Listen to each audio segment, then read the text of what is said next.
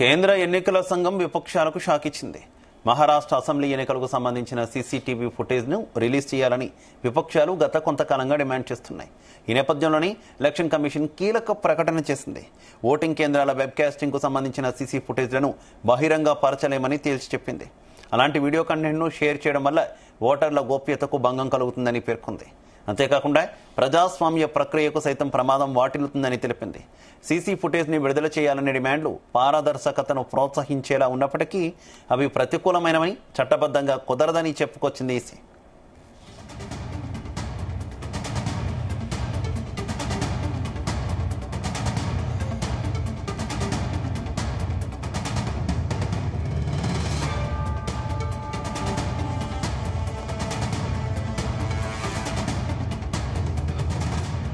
అయితే సీసీ ఫుటేజ్ని బహిర్గతం చేయడం అంటే 1950, 1951 ప్రజా ప్రాతినిధ్య చట్టంతో పాటు సుప్రీంకోర్టు సూచనలను ఉల్లంఘించడమే అవుతుందని ఎన్నికల సంఘం చెప్పుకొచ్చింది.